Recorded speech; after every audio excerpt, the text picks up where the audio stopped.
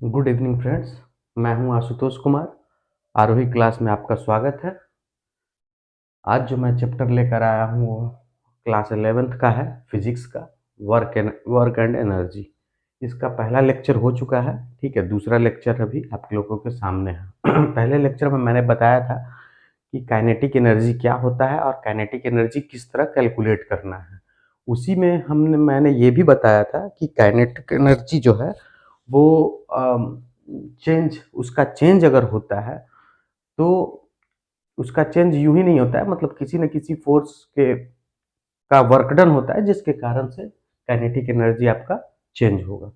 और उसको मैंने कैलकुलेट किया था, डीके यानी change in kinetic energy is equal to F dot D R. तो इसका मतलब हुआ कि work done, F dot D R का मतलब क्या हुआ कि work done by the force F on the particular on the particle during the small displacement D R. मतलब स्मॉल डिस्प्लेसमेंट डी आर अगर कोई पार्टिकल ट्रेवल करता है तो उसके अलोंग जो फोर्स लगेगा उसमें डी आर से मल्टीप्लाई करेंगे तो मुझे वर्क डन मिल जाएगा।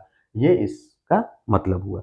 तो स्मॉल डिस्प्लेसमेंट के लिए डी आर है, स्मॉल डिस्प्लेसमेंट डी आर के लिए ये वर्क डन है। तो पूरा अगर पूरे पाथ का ले हम तो उससे हमको क्या मिलेगा, मतलब इसको ऐसे लिख सकते हैं, D W is equal to F dot D R लिख सकते हैं।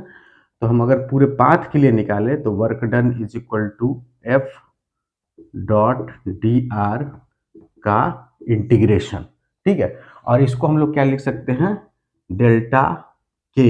डेल्टा के मतलब चेंज इन काइनेटिक एनर्जी, मतलब kinetic energy final minus kinetic energy initial. Simple सा फॉर्म है। अब क्वेश्चन ये है कि ये तो हमें दिया हुआ है, ठीक है। अभी आप लोग को दो तरह का फोर्स पढ़ना है। दो तरह का फोर्स कौन कौन है, तो एक है कंजर्वेटिव फोर्स, यहाँ लिखा हुआ है, और दूसरा नॉन कंजर्वेटिव फोर्स। तो नॉन कंजर्वेटिव फोर्स और कंजर्वेटिव फोर्स क्या होता है। कंजर्वेटिव फोर्स वैसे फोर्स, इस कैटेगरी में वैसे फोर्स को रखते हैं जिसका एक राउंड ट्रिप में उस फोर्स का वर्क डन, उस फोर्स का work done of force, work done of force by the force in the round trip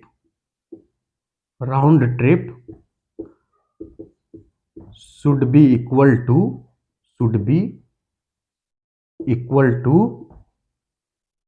to 0। अगर ये आता है तो ये हमारा हो गया कंजर्वेटिव फोर्स। लेकिन अगर work done by the force in the round trip is not equal to 0 then it is called non conservative force, right. तो ये हुआ conservative and non conservative force. अच्छा, इस कैटेगरी में मतलब इसको दूसरे तरीके से हम ऐसा भी कह सकते हैं कि अगर वर्क डन जो है, अगर ये क्या कहते हैं, फोर्स का वर्क डन जो है वो पाथ डिपेंडेंट है, राइट। पाथ डिपेंडेंट है तो वो नॉन कंजर्वेटिव हो जाएगा। लेकिन अगर वही वर्क डन जो है वो पाथ इंडिपेंडेंट है उस फोर्स का तो वो कंजर्वेटिव फोर्स हो जाएगा। फॉर एग्जाम्पल अगर हम एक कांस्टेंट फोर्स का एग्जाम्पल लेते हैं, पहला एग्जाम्पल हम लेते हैं कांस्टेंट फोर्स का। कांस्टेंट फोर्स जैसे ग्रेविटी का अगर हम लोग एग्जाम्पल ले, ग्रेविटी कांस्टेंट फोर्स है, ठीक है। क्यों, ग्रेविटी का वैल्यू क्या होता है किसी बॉडी पर, ग्रेविटी का वैल्यू क्या लिखते हैं हम लोग जनरली, mg, यही होता है ना, वेट। ओके, तो ग्रेविटी फोर्स का डायरेक्शन हमेशा क्या होता है, डाउनवर्ड होता है, ओके। और डायरेक्शन कांस्टेंट हो गया, और जिस बॉडी का जितना मास है उसके अनुसार उसका वेट होता है। तो ग्रेविटी फोर्स एक कांस्टेंट फोर्स हुआ, ठीक है। अभी मान लीजिए कि कोई पॉइंट ए है और यहाँ से आप लोगों को ये मतलब ये ऊपर में पॉइंट है, ठीक है, और यहाँ से हम लोगों को ग्राउंड पर जाना है जहाँ पर पॉइंट बी है। तो हम लोग यहाँ से यहाँ डायरेक्ट ऐसे पहुँच सकते हैं, ओके। अब यहाँ से यहाँ जाने में ग्रेविटी कैसे, क्या नीचे लगेगा इस पार्टिकल पर, अगर यहाँ कोई मास m है तो नीचे लगेगा। यहाँ पर कैसा लगेगा, यहाँ पर भी नीचे, यहाँ पर भी नीचे, यहाँ पर भी नीचे, हर एक पॉइंट पर ग्रेविटी जो है वो डाउनवर्ड लग रहा है। तो ग्रेविटेशनल फोर्स इसका जो है हमेशा हर जगह पर डाउनवर्ड ही लग रहा है, ठीक है। तो ग्रेविटी के कारण जो फोर्स है वो डाउनवर्ड है। अच्छा, ये दोनों के बीच मान लीजिए सपोज कि एंगल जो है वो थीटा है, वर्टिकल और ये पाथ के बीच में एंगल थीटा है। तो अगर हमको इसका वर्क डन निकालना होगा तो वर्क डन इक्वल टू क्या होता है, F dot D are. F dot D are को हम लोग क्या लिख सकते हैं, F D R cos theta. Okay, ये पॉइंट बी है, ये पॉइंट ओ है, तो यहां से कॉस थीटा क्या हो जाएगा, F into D R cos theta, D R cos theta. D R किसके लॉन्ग है, डी आर तो हमारा ये पाथ के लॉन्ग है, मतलब ये वाला लेंथ है। तो इस लेंथ का कॉस थीटा का कंपोनेंट, डी आर अगर लेंथ है तो इस लेंथ का कॉस थीटा का कंपोनेंट ये होगा कि नहीं होगा। इसको अगर हम लोग मान लीजिए डी एच डिनोट करते हैं तो ये किसके बराबर होगा, एफ डी एच के बराबर होगा कि नहीं होगा। और पूरा लेंथ अगर एच है, ओके, तो इसका मतलब क्या हुआ, ये एफ एच के बराबर हो गया। एफ एच का मतलब क्या हुआ, एम जी एच। अच्छा, अब ये देखिए, एक चीज आप ध्यान नहीं दिए होंगे, मैंने सोचा कि टेकन फॉर जैसे होता है ना, कि मैं सोचा कि आपको पता है। एफ डॉट डी आर में आप एक देखिए, एफ का डायरेक्शन किधर है, डाउनवर्ड, डी आर का डायरेक्शन किधर है, ये भी नीचे है। तो दोनों का डायरेक्शन सेम है, तो इसलिए क्या हुआ कि एफ डॉट मतलब ऐसे भी एंगल से भी आप देख सकते हैं, D R cos theta angle से भी किए तो डाउनवर्ड है। अगर सेम केस ऐसा रहता है कि किसी पार्टिकल को आप ऊपर फेंक रहे हैं भी वेलोसिटी से, भी वेलोसिटी से फेंक रहे हैं और ये यहां पर चला जाता है, जिसका हाइट है h, यहां पर चला जाता है, तो यहां पर क्या होगा कि पार्टिकल जा रहा है ऊपर लेकिन उस पर फोर्स लग रहा है डाउनवर्ड, फोर्स लग रहा है डाउनवर्ड, जबकि डिस्प्लेसमेंट हो रहा है अपवर्ड। तो मतलब डी आर ऊपर है, फोर्स नीचे है, तो यहां पर वर्क डन क्या होगा, minus M G into H. Okay, अभी आप जैसे हमने देखा कि ये केस में पार्टिकल ए से बी आया तो इसका क्या कहते हैं, ये work done by the force हो गया, वो एम जी एच हो गया। अभी किसी भी पाथ से आएगा ये पार्टिकल, किसी भी पाथ से आएगा, इससे आए इससे आए, सपोज दैट यहां पर हम देखते हैं, यहाँ पर फोर्स का डायरेक्शन किधर है, डाउनवर्ड, लेकिन ये यहाँ पर एंगल कुछ ऐसा बना रहा है, यहाँ पर फोर्स इधर, ये एंगल कुछ, एंगल चेंज हो रहा है, एंगल चेंज हो रहा है। लेकिन आप एक बात गौर कीजिए कि एंगल चेंज भी होगा तो हम स्मॉल डिस्प्लेसमेंट अगर लेते हैं, इस ये मेरा पाथ है, अगर इसका स्मॉल डिस्प्लेसमेंट लेते हैं और इसका एंगल, ये वाला एंगल फोर्स और डिस्प्लेसमेंट के बीच है, तो अगर हम इसको इसको जो हम लोग डी आर लिख रहे हैं, तो डी आर कॉस थीटा करेंगे तो हमको ये परपेंडिकुलर लेंथ ही तो मिलेगा। और ये परपेंडिकुलर लेंथ जितना भी पाथ लीजिए, जैसा भी पाथ लीजिए आप, किसी भी तरह का पाथ लीजिए, ये हमेशा इसका परपेंडिकुलर डिस्टेंस मिलेगा, ये इसका परपेंडिकुलर डिस्टेंस, तो ये परपेंडिकुलर डिस्टेंस, ये परपेंडिकुलर, ये सारा ऐड होके क्या देगा, एच देगा। तो आप कैसा भी पाथ बना लीजिए, आप ऐसा ऐसा ऐसा ऐसा कैसा भी पाथ बना लीजिए, ए टू बी पहुंचने का किसी भी तरह का पाथ होगा, आपका ये जो वर्क डन होगा वो हमेशा एम जी एच ही होगा। तो इससे क्या पता चलता है कि कांस्टेंट फोर्स है, और इस केस में क्या होता है कि इनिशियल और फाइनल पॉइंट पर सिर्फ डिपेंड करता है, ना कि पाथ कैसा आपका है उस पर वर्क डन डिपेंड नहीं करता है, सिर्फ इनिशियल और फाइनल पॉइंट पर। आप सिंपल सी बात है, आप यहां से यहां पहुंचे, आप यहां से यहां पहुंच जाइए, तो फिर जैसे यहां पर एम जी एच हुआ था, तो मैंने यहां पर बताया ना, तो नीचे से ऊपर जाएंगे तो यहां पर क्या हो जाएगा, माइनस एम जी एच। तो आप जब ऐड कीजिएगा work done by the force in the round trip, मतलब ए से मूव, बी मूव किया और बी से ए मूव किया, तो राउंड ट्रिप में वर्क डन फिर से क्या हो जाएगा, जीरो हो जाएगा। तो वर्क डन जीरो किस फोर्स के द्वारा होता है, वैसा फोर्स को हम लोग कंजर्वेटिव फोर्स कहते हैं। तो ये ग्रेविटी हमारा कंजर्वेटिव फोर्स हो गया। और भी इस तरह का फोर्स हो सकता है, हाँ, तो यहाँ पर फॉर एग्जाम्पल हमने ले लिया था ग्रेविटी, ठीक है। अभी आप दूसरा आप एक स्प्रिंग फोर्स को देखिए, हाँ, स्प्रिंग फोर्स को अगर हम लोग देखना चाहें तो स्प्रिंग फोर्स में क्या है, अगर कोई ये मान लीजिए एक वॉल है, ठीक है, इससे एक स्प्रिंग अटैच है, राइट, और यहां पर एक मास m है, राइट। तो ये मान लीजिए कि स्मूथ प्लेन है, सॉरी ये स्मूथ है, हाँ। तो अगर मान लीजिए ये नेचुरल पोजीशन पर है, यानी नेचुरल पोजीशन यानी x इक्वल टू 0, आप इसको राइट डिस्प्लेस कीजिए, राइट, इसको राइट डिस्प्लेस किए कितना पर, x लेंथ पर। अभी एक बात बताइए कि स्प्रिंग फोर्स का वैल्यू हम क्या जानते हैं, स्प्रिंग फोर्स का वैल्यू होता है kx, होता है ना। और फोर्स हमेशा अगर स्प्रिंग जो है हमारा एक्सटेंड हो रहा है तो हमेशा जो फोर्स जो लगेगा वो क्या करेगा, इसको रीस्टोर करने की कोशिश करेगा। इसलिए स्प्रिंग फोर्स को रिस्टोरिंग फोर्स भी बोलते हैं।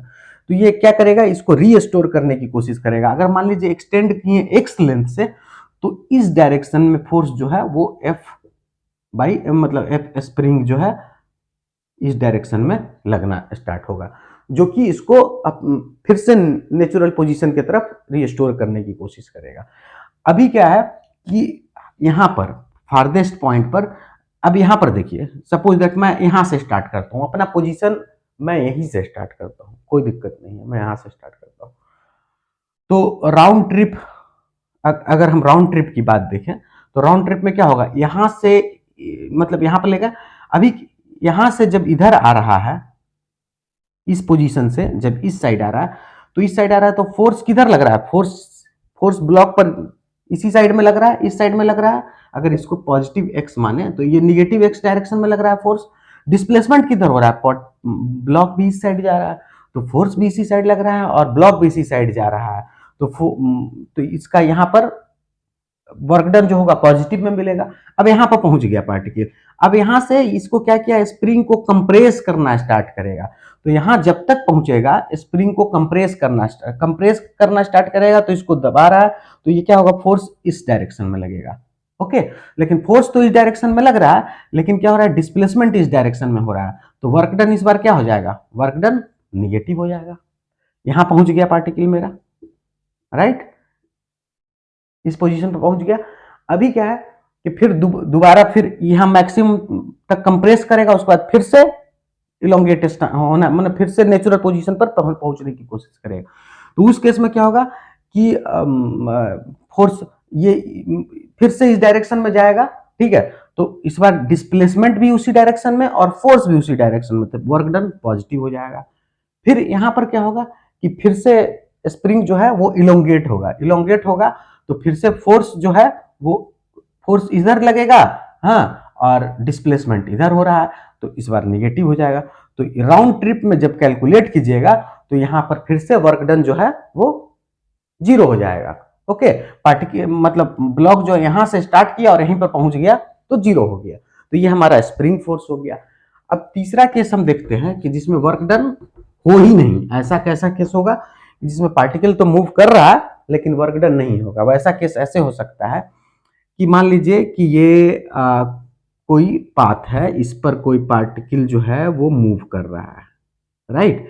तो ऐसे मूव कर रहा है और इस केस में मान लीजिए कि सपोज दैट फोर्स जो है, फोर्स का इस डायरेक्शन में कोई कंपोनेंट नहीं है, फोर्स जो है हमेशा नॉर्मल की तरफ है, इसके मैंने पाथ क्या नॉर्मल है, ठीक है। मान लीजिए यहां पहुंचा तो क्या कहते हैं, वेलोसिटी इस डायरेक्शन में, डिस्प्लेसमेंट इस डायरेक्शन में और फोर्स इस डायरेक्शन में। अभी दोनों के बीच का एंगल क्या है, 90 डिग्री है। तो यहाँ पर जो होता है F dot D are, work done निकालने में एफ डॉट डी आर जो करते हैं, तो इसमें क्या हो जाएगा, F D R cos theta, तो कॉस 90 हो गया। कॉस 90 क्या होता है, 0, तो कॉस 90 0, इसका मतलब work done by the force 0 हो जाएगा। अगर जो है फोर्स जो है वो मेरा परपेंडिकुलर टू वेलोसिटी है, ओके, तो क्या हो जाएगा, ये हमारा फोर्स का वर्क डन 0 हो जाएगा। जैसे ऐसा केस है, इस केस में राइज होगा कि मान लीजिए कि आप एक हॉरिजॉन्टल, आपके पास प्लेन है, उसमें आप एक स्ट्रिंग फिक्स किए हुए हैं, स्ट्रिंग से एक ब्लॉक बांधा हुआ है और उसको सर्कुलर पाथ में रोटेट करवा रहा है। सर्कुलर पाथ में अगर आप रोटेट करवाइएगा तो क्या होगा कि टेंशन जो है वो इस डायरेक्शन में लगेगा, और चूंकि सर्कुलर पाथ में रोटेट कर रहा है तो ये आपका सर्कुलर पाथ है, हाँ, तो वेलोसिटी का डायरेक्शन इधर होगा, ठीक है। अब जहां जाएगा, यहां पर जाएगा तो फिर मतलब हमेशा हर डायरेक्शन में क्या होगा कि डी आर जो है, डी आर या भी इसके परपेंडिकुलर होगा आपको टेंशन। तो अगर परपेंडिकुलर होगा टेंशन तो फिर टेंशन का वर्क डन क्या होगा, 0 हो जाएगा। तो इस केस में हम लोग देखते हैं क्या कि टेंशन का भी वर्क डन 0 हो गया, परपेंडिकुलर है। तो नेक्स्ट एक केस हम और सेलेक्ट करते हैं, वो केस है सपोज दैट कि कोई बॉडी है, कोई मास ब्लॉक एम रखा हुआ और इस बार ये रफ प्लेन है। अगर ये रफ प्लेन है, रफ प्लेन है मतलब फ्रिक्शन फोर्स को हम लोग काउंट कर रहे हैं। अगर मान लीजिए इसको v वेलोसिटी दे दिए, तो v वेलोसिटी जैसे ही हम देंगे तो फ्रिक्शन इसको अपोज करना स्टार्ट करेगा और फ्रिक्शन इस डायरेक्शन में लगना स्टार्ट हो गया, फ्रिक्शन इस डायरेक्शन में लगेगा। लेकिन चूंकि अभी भी v वेलोसिटी है तो डिस्प्लेसमेंट इस डायरेक्शन में होगा, डिस्प्लेसमेंट इस डायरेक्शन में, मान लीजिए ये position x equal to 0। Finally यहां पर जाके जो है ये ब्लॉक जो है वो रुक गया, ये दोनों के बीच का डिस्टेंस मान लीजिए l डिस्टेंस चलने के बाद ब्लॉक जो है वो रुक गया। तो फ्रिक्शन तो इस डायरेक्शन में लग रहा है निगेटिव x के डायरेक्शन में, और डिस्प्लेसमेंट हो रहा है पॉजिटिव x के डायरेक्शन में। तो वर्क डन बाय फ्रिक्शन कितना होगा, वर्क डन बाय फ्रिक्शन होगा friction force into L. Okay, इतना डिस्टेंस चला। अब ये हमेशा ये इस डायरेक्शन में है और डिस्प्लेसमेंट तो निगेटिव हो गया। अभी राउंड ट्रिप देख रहा है, तो अब मान लीजिए अब इसको हमने फिर से यहां से उठाकर यहां पर लाना है, तो अभी हमने इसको वेलोसिटी इस डायरेक्शन में दिया, जैसे ही वेलोसिटी इस डायरेक्शन में देंगे फ्रिक्शन किधर लगेगा, इस डायरेक्शन में लगेगा। फिर से अगर इसको वर्क डन निकालेंगे तो दोनों का डिस्प्लेसमेंट और फोर्स दोनों अपोजिट है, तो फिर से वर्क डन जो है, work done for by friction ये जाने के समय था और ये रिटर्न, ये अराइवल ये रिटर्न, तो इसमें फिर से हो जाएगा एफ आर इंटू एल। अब देखिए कि यहां से स्टार्ट किया था मोशन ये ब्लॉक और फिर से यहीं पहुंच गया, तो वर्क डन अब ऐड करेंगे, अगर इन राउंड ट्रिप देखेंगे फ्रिक्शन का वर्क डन, तो WD1 प्लस WD2 और इसका वैल्यू क्या हो जाएगा minus F R L into plus F R L, तो 2 into F R into L. ये हमारा क्या हुआ, वर्क डन बाय फ्रिक्शन। अभी ये जीरो हुआ राउंड ट्रिप में which is not equal to zero, तो जब ये राउंड ट्रिप में जीरो नहीं हुआ तो इस कौन सा फोर्स का एग्जांपल है, ये नॉन कंजर्वेटिव फोर्स। ओके, तो ये नॉन कंजर्वेटिव फोर्स हो गया। अब ये हमारा कंजर्वेटिव और नॉन कंजर्वेटिव फोर्स का यही कॉन्सेप्ट था, ठीक है। अब हम लोग जो डिफाइन करते हैं मैकेनिकल एनर्जी, एक टर्म आता है मैकेनिकल एनर्जी। मैकेनिकल एनर्जी जो है वो क्या होता है, मैकेनिकल एनर्जी जो होता है वो होता है आपको काइनेटिक एनर्जी और पोटेंशियल एनर्जी, दोनों के सम को हम लोग डिफाइन करते हैं मैकेनिकल एनर्जी।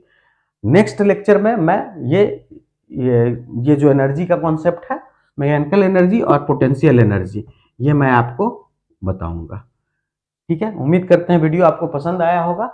वीडियो पसंद आया है तो लाइक करें, शेयर करें, सब्सक्राइब करें और नेक्स्ट लेक्चर का आप इंतजार करें। Thank you.